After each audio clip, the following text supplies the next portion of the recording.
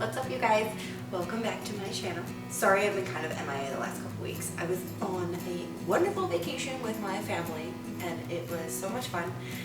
So I just kind of took like a little break. I took the 2-week hiatus to kind of regather myself. But I'm back and I'm ready. And I'm ready to talk to you guys about more some zero waste stuff. Before I get into today's video, don't forget to hit that little subscribe button.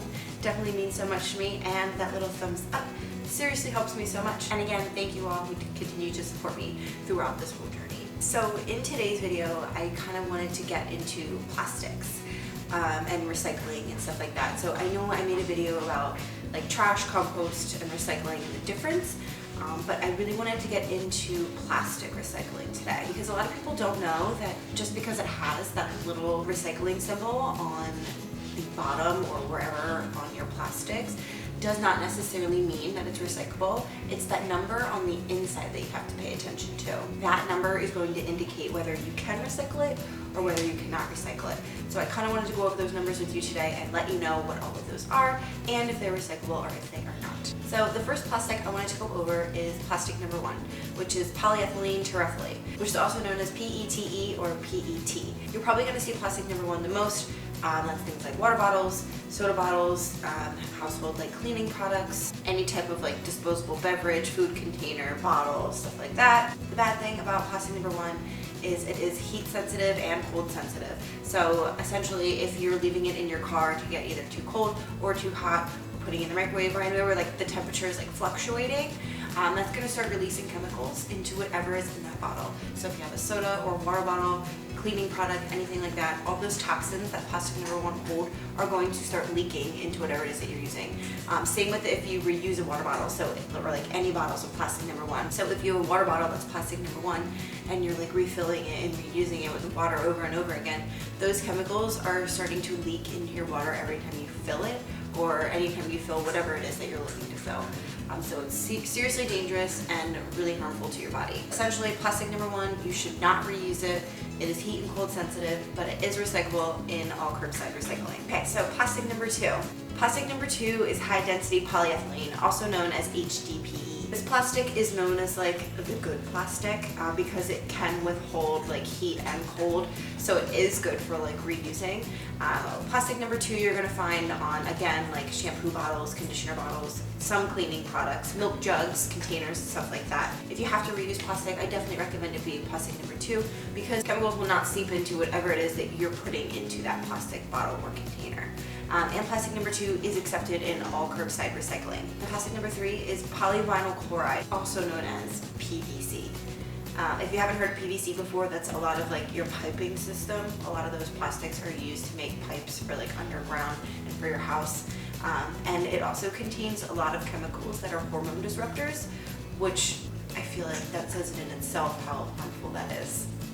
You'll find a lot of plastic number 3 in things like clear food wrap, shower curtains, mouthwash, and things like cooking oil bottles. Plastic number 3 is in all of that plastic wrap that people use. If you are using plastic number 3 for anything in your kitchen, then you're risking for those hormone disruptors to be leaked into whatever it is that you're putting on top of that plastic wrap or in that plastic wrap. So if you're looking for an alternative to avoid plastic number 3, I definitely recommend beeswax wrap.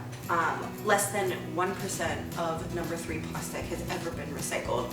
So definitely do not put that into your curbside recycling. Plastic number 4 is low density polyethylene, which is also known as LDPE.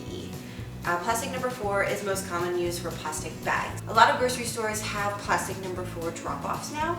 Just check in with your local grocer and see if they collect any plastic bags or anything like that, and they'll reuse them a lot of the time. Unfortunately, it is just not recyclable in curbside recycling, so I recommend getting maybe like brown paper bag or bringing reusable bags to avoid having to get any plastic bags in your house. And plastic number 5 is polypropylene, which is also known as PP. You'll find a lot of these on like yogurt containers, syrup bottles, cheese containers, stuff like that. A lot of like food packaging that is recyclable in all curbside recycling as well. Plastic number 6 is polystyrene, also known as styrofoam.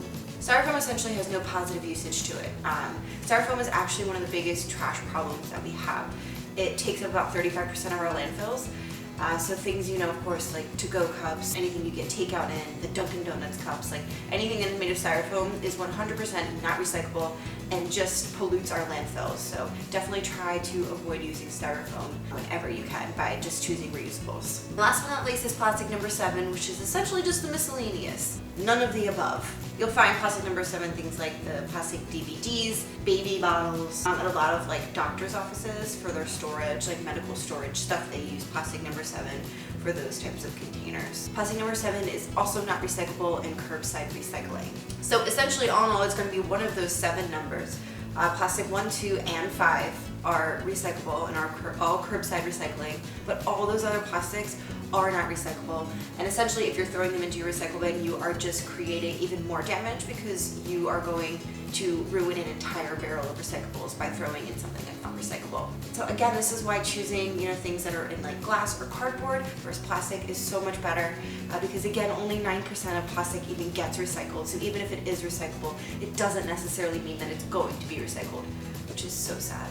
And the biggest tip I have about all this recycling plastic is to just check in with your local recycling company. They will be able to tell you exactly what it is that they do and do not recycle.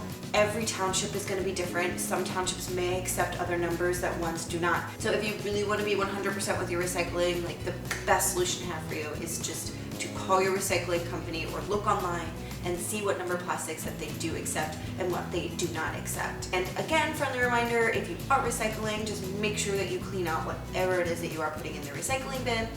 That way, because if there's any food or any drink or anything like that in your recyclables, that deems it as like contaminated.